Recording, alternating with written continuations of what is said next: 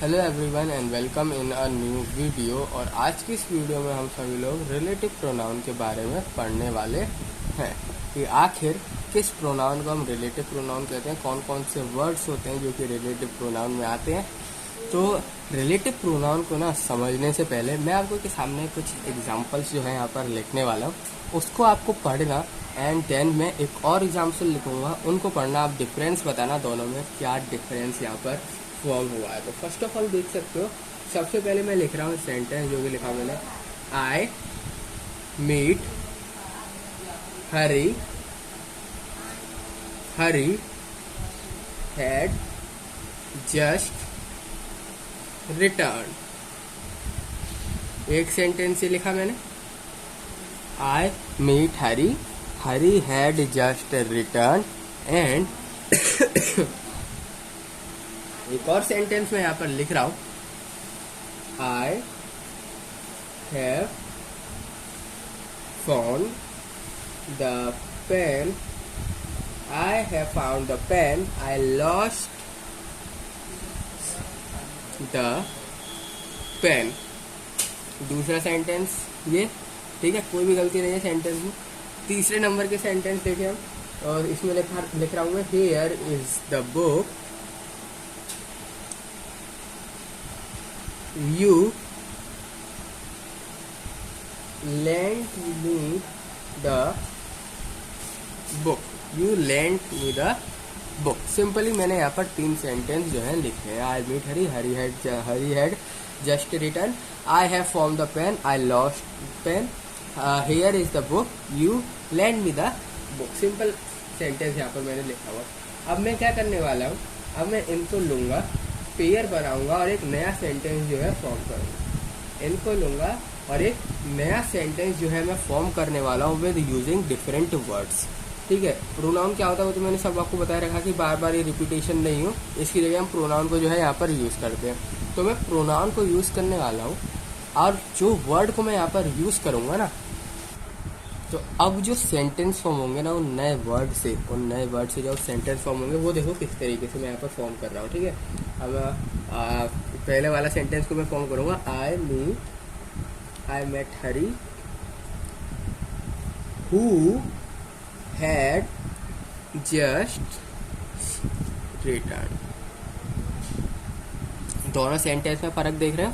First में लिखा था I meet Hari had just return. दोनों सेंटेंस का मतलब सेम है, मीनिंग जो है बिल्कुल सेम है, पर कौन सा ज़्यादा सही दिख रहा है सेंटेंस आपको, कौन सा ज़्यादा आपको सेंटेंस सुनने में अच्छा लग रहा है, फ्रूटफुल लग रहा है, वो है सेकंड नंबर वाला।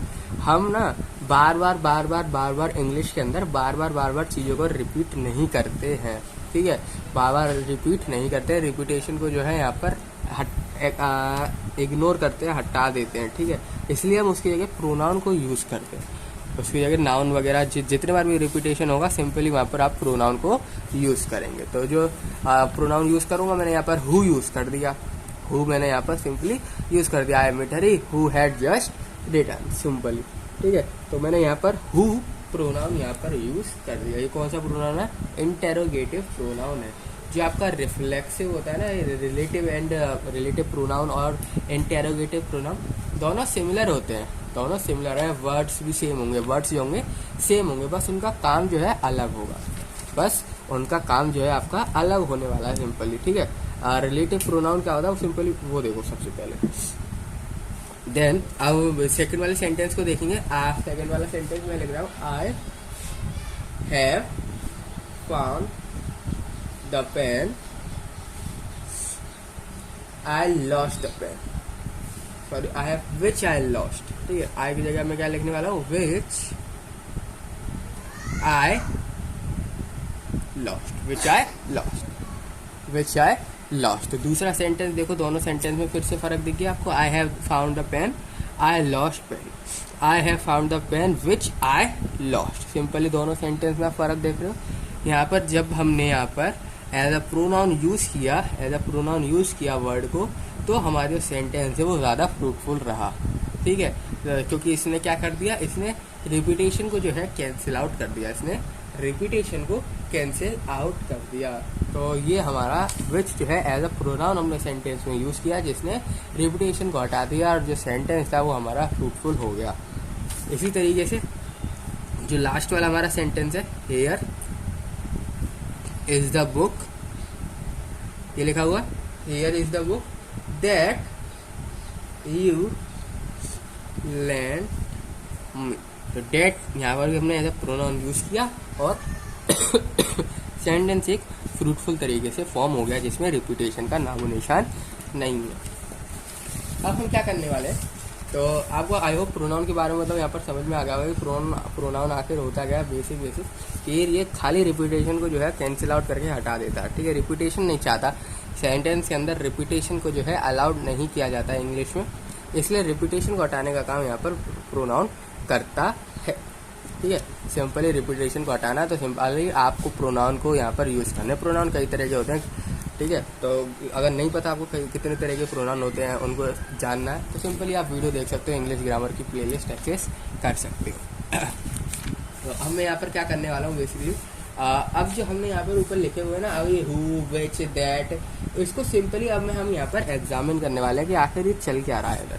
ठीक है, जैसे कि हु विच दैट, ये आखिर कर क्या रहे हैं, ये आखिर कर क्या रहे हैं और किस तरीके से डिफरेंट होते हैं हमारे इंटेरोगेटिव से भी। ठीक है, वो मैं अब आपको इस वीडियो में बताने वाला हूँ, वो मैं आपको अब इस वीडियो में बताने वाला हूँ। हम लोग क्या करने वाले हैं, हम लोग करने वाले हैं examine the work done by each of the words. कौन कौन से वर्ड्स हैं, हु हो गया, विच हो गया एंड दैट हो गया, ये सारे वर्ड्स जो हैं सिंपली इनका हम देखने वाले हैं। अब ये कर क्या रहे हैं सेंटेंस के तो फर्स्ट ऑफ ऑल अगर मैं बात करूँ हु की, तो ये हमने यूज किया है। फर्स्ट ऑफ ऑल मैं किसकी बात कर रहा हूँ, हु की। तो जो हु वर्ड है सिंपली इसको हमने यूज किया है किसकी जगह, इस हु वर्ड को हमने यूज किया है हरी की जगह सिंपली। ठीक है, हमने हरी को हटाते हुए हमने एक नया वर्ड जो है यहाँ पर यूज किया हु। तो वही चीज मैं लिखता हूँ सबसे पहले कि who is used instead of the noun Hari, of the noun Hari. Hari की जब हमने कौन सा वर्ड यूज कर लिया यहाँ पर, हु। अब ये क्या कर रहा है, ये सिंपली वर्क कर रहा है एज अ प्रोनाउन सेंटेंस के अंदर।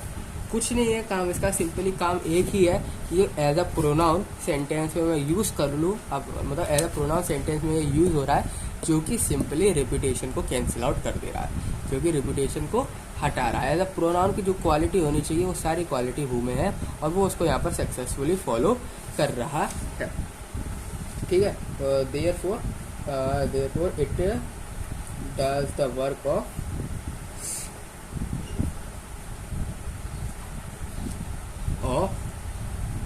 प्रोनाउन। सिंपली प्रोनाउन का ये पूरा काम जो है कर रहा है।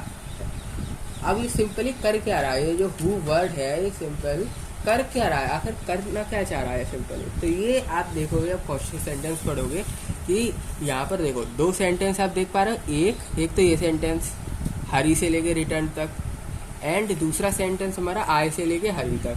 तो यहाँ पर देखोगे तो दो सेंटेंस है, आप देखोगे यहाँ पर दो सेंटेंस आपको दिख रहे होंगे। ठीक है, तो ये हु वर्ड क्या कर रहा है, इन दोनों सेंटेंस को ज्वाइन भी तो कर रहा है। ये हु वर्ड इन दोनों सेंटेंस को ज्वाइन भी तो कर रहा है ना यार। सिंपली एग्जांपल देख लो आप चाहें तो, I meet Hari who had just return. Simply कर क्या रहा है, सेंटेंस को ज्वाइन करने का काम कर रहा है, उसी चीज। ठीक है, इसकी सारी क्वालिटी लिख रहे हैं हम, सिंपली कर क्या रहा है आपके हु वर्ड। तो द वर्ड हु जॉइन्स, क्या ज्वाइन कर रहा है, जॉइन या फिर सिंपली कह दो उसको कनेक्ट कर रहा है दो स्टेटमेंट, कनेक्ट्स टू स्टेटमेंट। ठीक है, सिंपल ये क्या कर रहा है, दो स्टेटमेंट को कनेक्ट करने का यहाँ पर काम कर रहा है। यानी कि ये एज अ कंजक्शन भी जो है सेंटेंस के अंदर यूज हो रहा है, ये एज अ कंजक्शन सेंटेंस के अंदर यूज हो रहा है। कंजक्शन का भी काम यहाँ पर क्या होता है, कंजक्शन का भी तो यही काम होता है ना, दो सेंटेंसेस को या फिर दो वर्ड्स को ज्वाइन करने का। और हु भी यहाँ पर सिंपली कर क्या रहा है, ज्वाइन कर रहा है। तो ये जो हु वर्ड है ना, एज अ कंजक्शन भी हम यूज कर रहे हैं यहाँ पर। तो हु वर्ड को एज अ कंजक्शन भी हम इन सेंटेंसेस में यूज कर रहे हैं। तो देयरफॉर लिख देता हूँ, therefore it does the work of conjunction, it does the work of conjunction. ठीक है, कंजक्शन का भी ये काम कर रहा है। ठीक है भैया, ठीक है, कंजक्शन का भी काम कर लिया। और क्या कर रहा है, जो आपका हु वर्ड है ये सिंपली क्या कर रहा है, ये एक तो प्रोनाउन है, एक तो वर्क कर रहा है as a pronoun and work कर रहा है एज अ कंजक्शन। ठीक है, यानी कि एक डबल वर्क कर रहा है। जो आपका हु वर्ड है एज अ प्रोनाउन भी काम कर रहा है एंड एज अ कंजक्शन भी काम कर रहा है।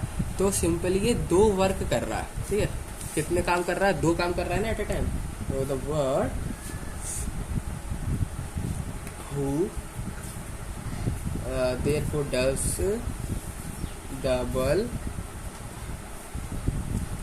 Double work, the work of pronoun. कौन कौन सा काम कर रहा है, द वर्क ऑफ प्रोनाउन। और कौन सा काम कर रहा है, प्रोनाउन के अलावा ये और कौन सा काम कर रहा है यहाँ पर, and also work as a conjunction, and also work as a conjunction. ठीक है, एक कंजक्शन की भी तरह सेंटेंस के अंदर काम कर रहा है।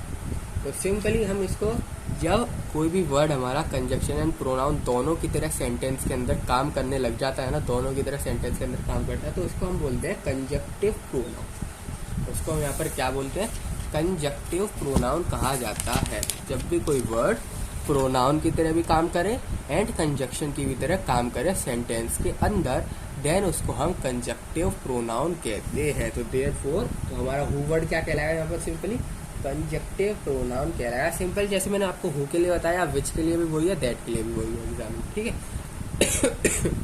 तो देयरफॉर ये सिंपली लिख देता हूँ, देयरफॉर इट इज कॉल्ड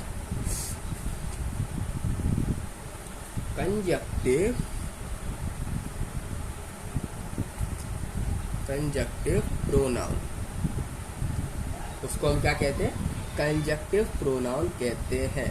या फिर और इसको और क्या कहते हैं, जब भी कोई वर्ड हमारा कंजक्शन एंड प्रोनाउन दोनों की तरह यूज हो रहा है सेंटेंस में, तो इसको कंजक्टिव प्रोनाउन कहते हैं। और इसका बहुत ही ज़्यादा फेमस नाम है जो कि हम पढ़ रहे हैं, जिसको बोला जाता है रिलेटिव प्रोनाउन। और इसको क्या बोल सकते हो, रिलेटिव प्रोनाउन भी बोल सकते हो, क्योंकि सिंपली रिलेट करता है।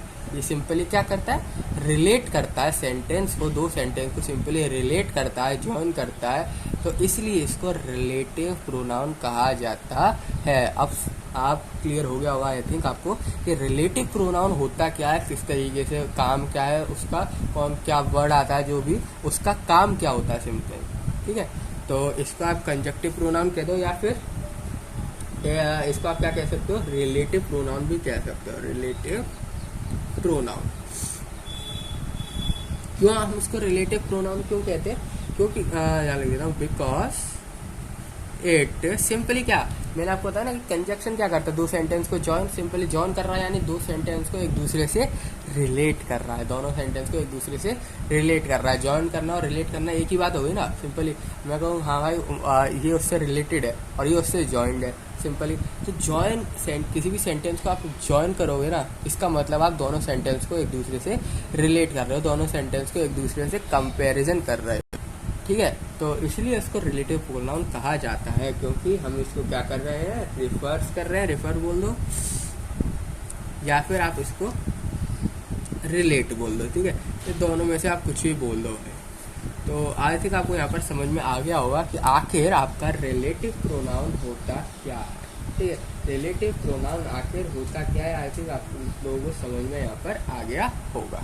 और जो ये नाउन वगैरह हमने नाउन वगैरह देखे ना, हरी, ये सब जो नाउन वगैरह थे यहाँ पर, सिंपली इसको हम बोलते हैं antecedent.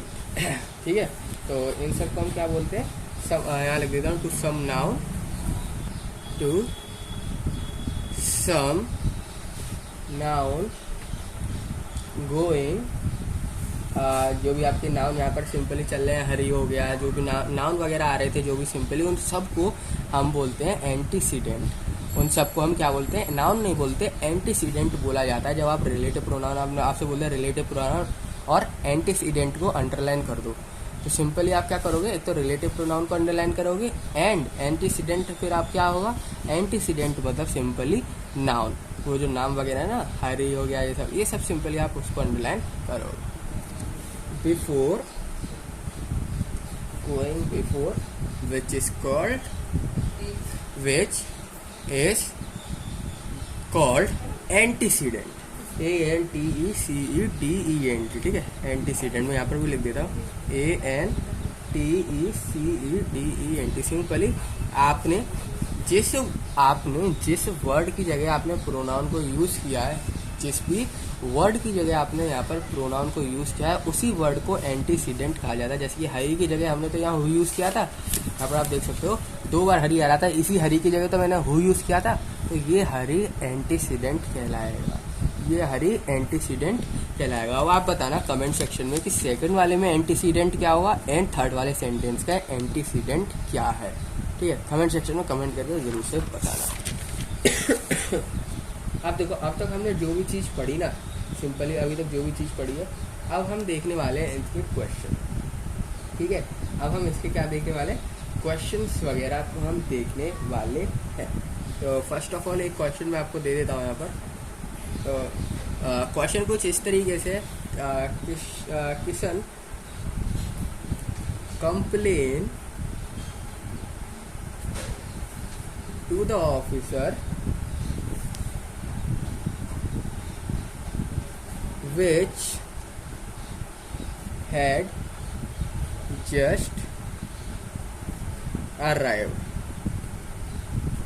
Kishan complained to the officer which had just arrived. ये लिखा हुआ क्वेश्चन आपके पास, और सिंपली यहाँ पर which had just arrived में लगाए अंडरलाइन, और आपको इसकी जगह रिप्लेसमेंट करना है, आपको इसका रिप्लेसमेंट करना है। आपको बताना है कि यहाँ पर क्या आ सकता है, मैं इसकी जगह क्या और जो है यहाँ पर लिख सकता हूँ। आपको देने वाला हूँ यहाँ पर मैं ऑप्शन। तो ऑप्शन नंबर ए है that had just arrived. Option number B है आपके पास क्या, यहाँ पर दैट आएगा विच की जगह। ऑप्शन नंबर बी है क्या, यहाँ पर हु आएगा, हु हैड जस्ट अराइव्ड, या इसमें आएगा व्हाट हैड जस्ट अराइव्ड, या तो इसमें इनमें से कुछ नहीं। तो सिंपली क्या इसमें इम्प्रूवमेंट करने की ज़रूरत भी है, क्या इसमें इम्प्रूवमेंट करने की ज़रूरत भी है, ये आप सभी लोगों को अब यहाँ पर बताना है। तो सिंपली क्वेश्चन को हम देखें, यहाँ पर लिखा हुआ है Kishan complain to officer which had just arrive. Kishan ने कंप्लेन कर दी ऑफिसर से जो कि अभी निकल गया, पर यहाँ पर हम विच को जो है नहीं यूज़ करते हैं। अगर आपने मेरी इंटरोगेटिव प्रोनाउन वाली वीडियो देखी, इंटरोगेटिव प्रोनाउन वाली जब मैं आपको वीडियो देखोगे ना, इंटरोगेटिव मैं समझाऊंगा आपको, सिंपली आप वहाँ पर आप वहाँ पर जो है नोटिस करोगे कि विच जो होता है ना हम यूज़ करते हैं वहाँ पर जहाँ पर पर्सन एंड थिंग दोनों अवेलेबल होते हैं, पर्सन एंड थिंग दोनों होते हैं, तो विच नहीं करते हम। अगर जहाँ पर खाली एक ऑफिसर की बात करी, यानी खाली पर्सन की बात करी गई है इस सेंटेंस के अंदर, इस सेंटेंस के अंदर ओनली एंड ओनली पर्सन की जो है यहाँ पर बात करी गई है। और तो ना option number B is the correct answer, ठीक है। ऑप्शन नंबर बी जो है वो करेक्ट आंसर आएगा। आखिर कौन गया है ये बोलना है। किशन ने कंप्लेंट कर दी ऑफिसर से कि आखिर जो उसका ऑफिसर है जो कि अभी निकला ही है, अभी जस्ट निकल ही गया, हु हैड जस्ट अराइव्ड। तो ऑप्शन नंबर बी जो होगा ना ये आपका ऑप्शन करेक्ट होगा, और कोई ऑप्शन इसमें करेक्ट नहीं होने वाला है। अब सिंपली जो रिलेटिव प्रोनाउन होते हैं ना, ये कई तरह के फॉर्म के होते हैं, जैसे कि जेनिटिव हो गया, एक्यूसेटिव हो गया, ठीक है। तो ये कई तरह के जो फॉर्म के होते हैं, वो चीज़ हम यहाँ पर देखने वाले हैं कि कितने तरीके के आखिर ये फॉर्म के होते हैं, और एक दो चार हम इसके एग्जाम्पल देखेंगे। तो यहाँ पर लिखता हूँ द रिलेटिव प्रोनाउन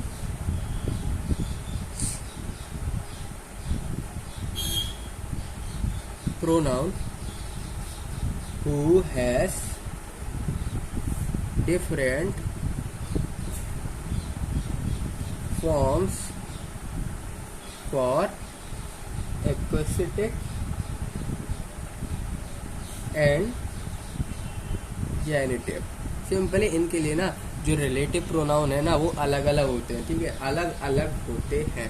जैसे कि नॉमिनेटिव हो गया या जेनिटिव हो गया, एक्यूसेटिव हो गया, ये अलग सबसे पहले बात करता हूँ मैं नॉमिनेटिव के बारे में, ठीक है।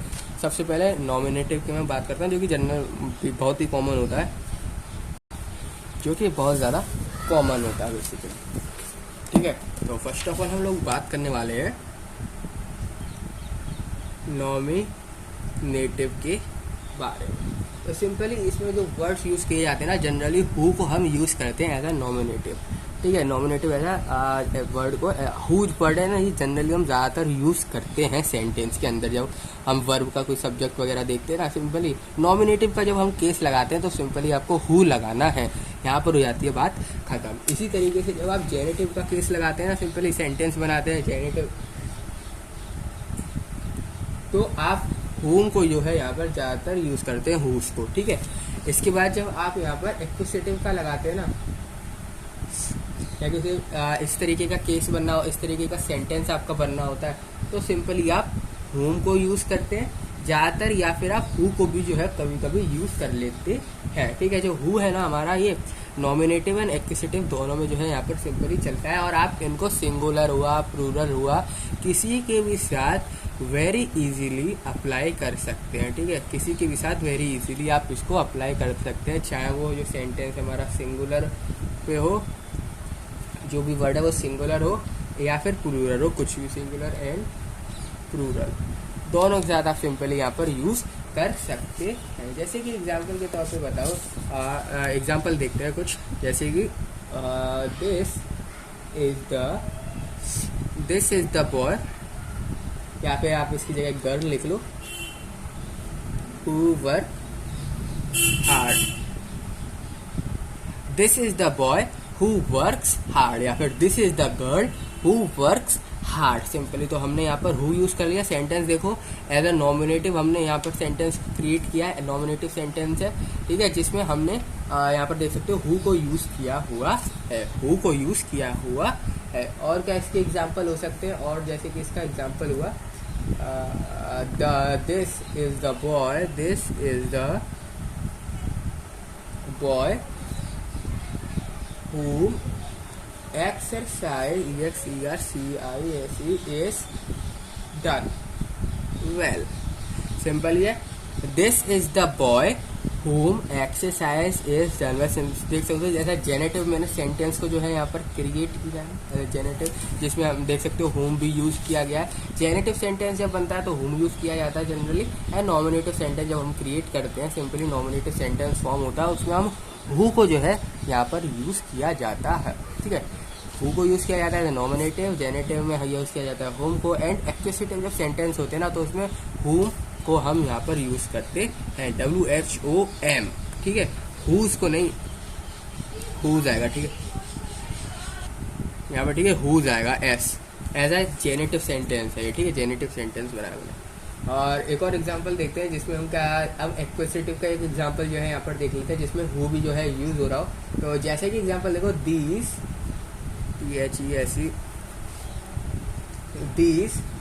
Are the boys who, these are the boys who work hard. Simple sentence है, these are the boys who work hard, accusative sentence है, देखने से क्लियर हो रहा है। एंड इसमें देख सकते हो आप हु जो है यूज हुआ है, इसमें हु जो है यहाँ पर यूज हुआ है, ठीक है। और एग्जाम्पल देखें इसके, तो और एग्जाम्पल भी देख सकते हैं, जैसे कि these are the boys boys whose exercise are done well. Simple है, these are the boys whose exercise are done well.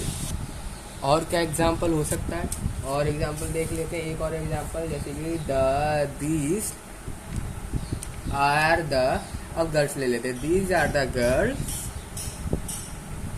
whom बोल दो या फिर आप लगा दो whose, ठीक है। एक्विजिटिव सेंटेंस एक मैं बना रहा हूँ, दीज आर द गर्ल्स, आप इन दोनों में से कोई भी ले लो, ठीक है।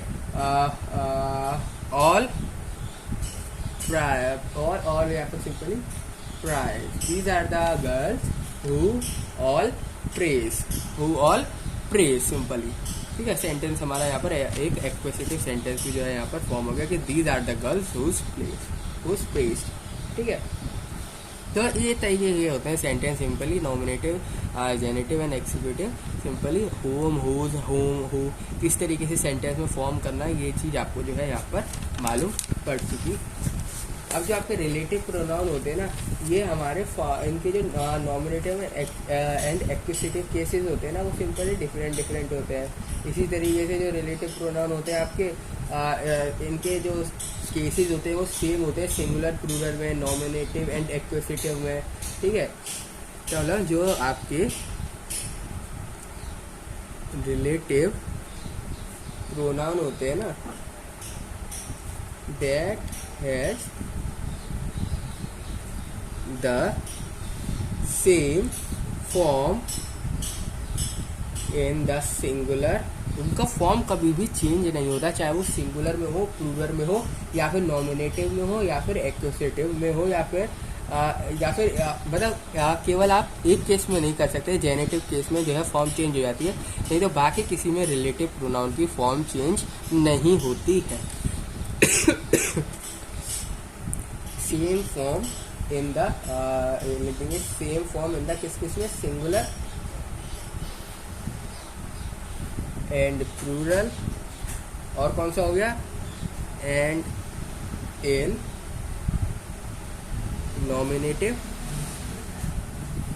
And accusative, but it has no genitive case. इन सब का केस होता है कुछ ना कुछ रिलेटिव प्रोनाउन, और सिंपली जेनेटिव में केस नहीं होता है। और यहाँ पर लिख दो, it has no genitive cases, ठीक है। इनके जेनेटिव केसेस नहीं होते हैं। जैसे कि एग्जांपल के तौर पर मैं आपको बताऊं, he that is content is rich, he that is content is rich, ठीक है। ये हमारा कोई जेनेटिव केस बना के नहीं बनाई, हमने जेनेटिव सेंटेंस बना के सिंपली सिंपल बात में कहूँ तो सिंपल ये तो जेनेटिव केस है ही नहीं, ये तो जेनेटिव केस कहीं से दिख नहीं रहा, जेनेटिव केस है नहीं। और तो मैं आपको बस ये बताना चाह रहा था कि नॉमिनेटिव में, एक्विजिटिव में ऐसे ही केस जो है यहाँ पर बनते हैं, ऐसे ही केस जो है यहाँ पर फॉर्म होते हैं। और क्या एग्जांपल हो सकता है, जैसे कि they, that, touch, pitch, PITCH, pitch, will be, इसमें ना सीधा सीधा देखते हैं, they, that, touch, pitch, will be defiled, ठीक है। तो सिंपली ये जो रिलेटिव प्रोनाउन है ना, आप इसको कैसे भी सेंटेंस को जोड़ सकते हो, चाहे वो सिंगुलर सेंटेंस हो, प्लूरल सेंटेंस हो, नॉमिनेटिव हो, एक्विजिटिव हो, ठीक है। पर ये जो है आप जेनेटिव केस में नहीं ऐसा आप कर सकते हो, जेनेटिव के केसेस में आप इस तरीके से जॉइन वगैरह नहीं कर सकते, तो यही चीज़ होती है। और इसी तरीके कौन सा वर्ड, दैट वर्ड याद रखना, सिंपल ये मैं बात कर रहा हूँ सारी चीज़ें दैट वर्ड की, ठीक है। मैं सारी चीज़ें बात कर रहा हूँ दैट वर्ड की। देखो यहाँ पर मैंने दैट लिखा ना, relative pronoun that has the same form in singular, plural and nominative, acquisitive. That word जो होता है, सिंपली जो दैट आपका प्रोनाउन होता है, ये हर किसी में बराबर एक जैसा जो है यहाँ पर सेम रहता है, इसमें कोई चेंजेस नहीं होते। और जेनेटिव में इसका कोई भी केस नहीं होता, जेनेटिव में केस नहीं होता। आप चाहे इसको नॉमिनेटिव में लगाओ, एक्विजिटिव में लगाओ, चाहे सेंटेंस आपका सिंगुलर हो, चाहे सेंटेंस आपका प्लूरल हो, सब में जो है दैट वर्ड ईजिली आपका फिट हो जाता है। इसी तरीके से जो आपका रिलेटिव प्रोनाउन होता है ना, वॉट वाला, वॉट, तो वो खाली सिंगुलर में ही यूज किया जाता है, और नॉमिनेटिव और एक्विजिटिव में सेम रहता है, सिंगुलर में हम यूज करते हैं, नॉमिनेटिव एंड एक्विजिटिव सेंटेंसेज में यूज करते हैं as a singular what word को, वॉट रिलेटिव प्रोनाउन को, ठीक है। इसके बारे में मैं यहाँ पर लिख देता हूँ, the relative pronoun what is used only in the singular, यहाँ पर what को मैं गोला लगा लेता हूँ, ठीक है, in singular and has the same form in the nominative and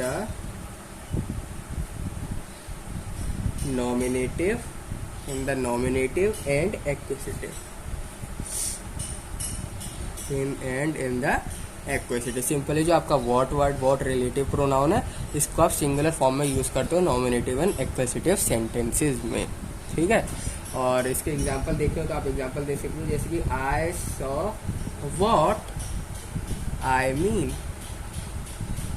I saw what I mean. और क्या एग्जांपल हो सकता है, जैसे कि इसका इजी से इजी देखें, what has happened is not clear, what has happened is not clear, nominative case बन गया, ठीक है। सॉरी हैपन में लगा दिया, what has happened is not clear। तो ये चीज़ जो मैंने आपको भी बताया ना, नॉमिनेटिव ये सब, इसके ऊपर ना एक क्वेश्चन दे देते हैं और वीडियो को करते हैं यहाँ पर ख़त्म।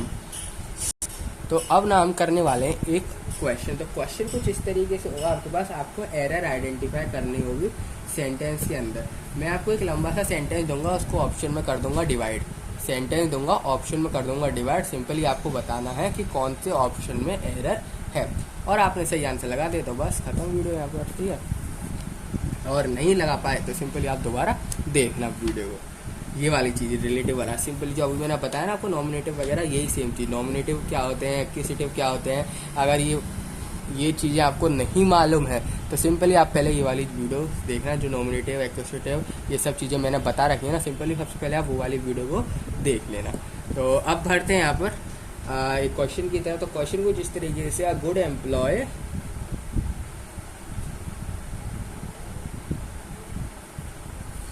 Option number B is one which option number C is always is ALWAYS is always willing. Option number D is always willing to go the extra mile, and option number E is no. Simple question है, question लिखा हुआ है a good employ is one which is always willing to go the extra mile, या फिर option number E is no error. Simply बताओ यहाँ पर। तो आई होप आप सभी लोगों ने यहाँ पर गलती पकड़ ली होगी। गलती यहाँ पर आ रही है विच में, विच इज ऑलवेज जो है गलत, तो ऑप्शन नंबर बी में जो है यहाँ पर एरर है। तो इस वीडियो में इतना ही, मिलते हैं आप सभी लोगों से नेक्स्ट वीडियो में।